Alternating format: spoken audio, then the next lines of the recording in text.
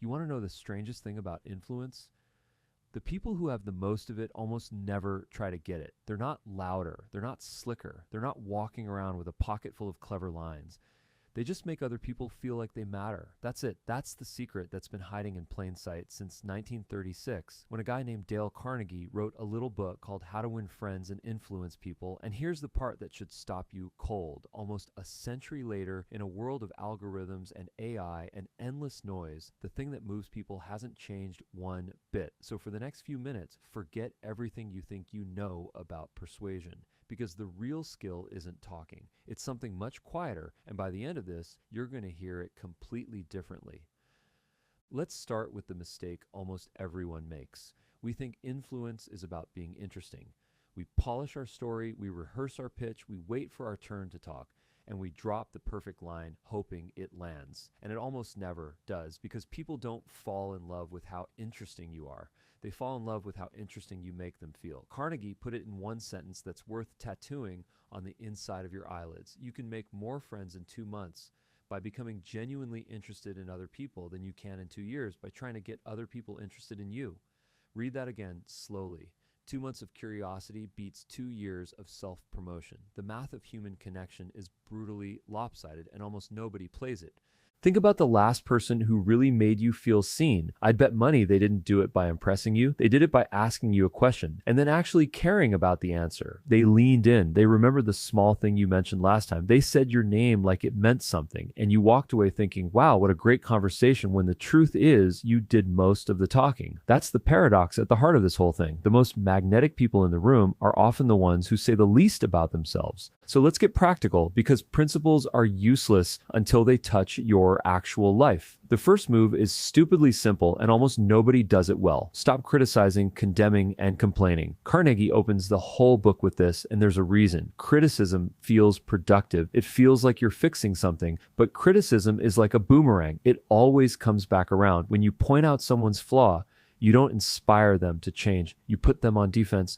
You make them dig in. Think about the last time someone criticized you. Diabapi, did you say thank you so much for that feedback? I'll change immediately? Or did some part of you start building a case for why you were right? Exactly. People don't operate on logic. They operate on pride, on ego, on the desperate human need to feel like they're not the villain in their own story. So the first act of influence is restraint. Bite your tongue, swallow the correction. It costs you nothing, and it buys you everything. The second move is appreciation. And I need you to hear the difference between appreciation and flattery, because it's everything. Flattery is telling people what you think they want to hear. It's cheap, it's transactional, and people can smell it from a mile away. Appreciation is different. Appreciation is noticing something true and saying it out loud. It's specific, it's earned. When you tell a coworker, hey, the way you handled that angry client today, that took real patience, you're not buttering them up. You're holding up a mirror to something real they did, and you're telling them it mattered. Do you know how rare that is? Most people go weeks, months, entire careers without anyone naming the good in them out loud. Be the person who does, not because it's a tactic, but because most people are genuinely starving for it. William James, the father of American psychology, said the deepest principle in human nature is the craving to be appreciated. Not liked, not tolerated, appreciated. When you feed that hunger honestly, you become unforgettable. Now, the third move, and this is the one that separates the amateurs from the masters. Learn to see the world through the other person's eyes before you ever try to move them. Carnegie tells a story about fishing. He says, I like strawberries and cream, but for some strange reason, fish prefer worms. So when I go fishing, I don't think about what I want. I think about what they want, and I bait the hook with a worm, not a strawberry. It sounds obvious until you realize that almost every failed conversation, every failed sale, every failed argument you've ever had was you trying to hand someone a strawberry.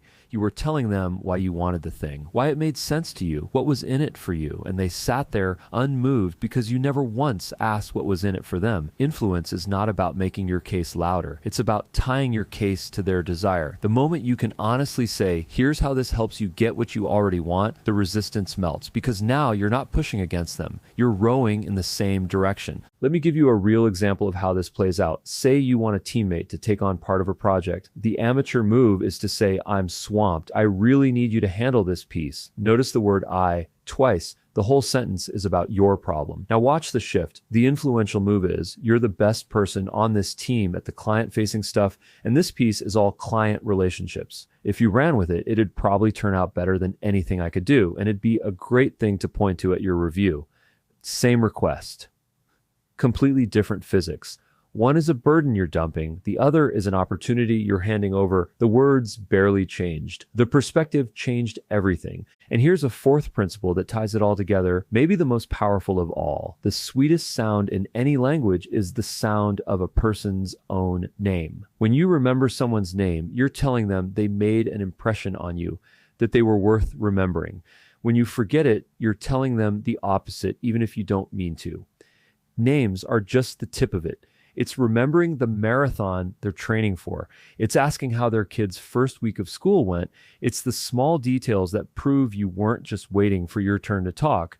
You were actually there. In a world where everyone is half listening while thinking about their next post, being fully present with one human being is almost a superpower. Now, I know what some of you are thinking. This sounds like manipulation. If I'm being nice to people just to get what I want, isn't that a con? And this is the most important thing I'm going to say in this whole video, so lean in. The difference between influence and manipulation is intention. Manipulation is when you make someone feel good to take something from them. Influence is when you make someone feel good and you both come out ahead. Carnegie's entire philosophy collapses the second you fake it, because people can feel the difference between someone who's performing interest and someone who actually cares. So this isn't a set of tricks, it's a decision to become the kind of person who is genuinely, deeply curious about other human beings. And the beautiful irony is that when you stop trying to be interesting and start being interested, you become the most interesting person in the room by accident. So here's what I want you to do, not tomorrow, today. Have one conversation where you say almost nothing about yourself, ask questions, get curious, find one true thing to appreciate, and say it out loud. Remember one small detail and bring it up later. That's it. Watch what happens to the way that person looks at you. Watch how they light up. Watch how doors that were closed start to crack open. Not because you pushed on them, but because someone finally wanted to let you in. Because at the end of the day, winning friends and influencing people was never about winning at all. It was about making other people feel like they'd won just by being around you. Do that consistently, and you won't have to chase influence for the rest of your life. It'll come looking for you. So let me leave you with one question to sit with. Who in your life right now is quietly waiting for someone to notice them? And what would happen if that someone was you?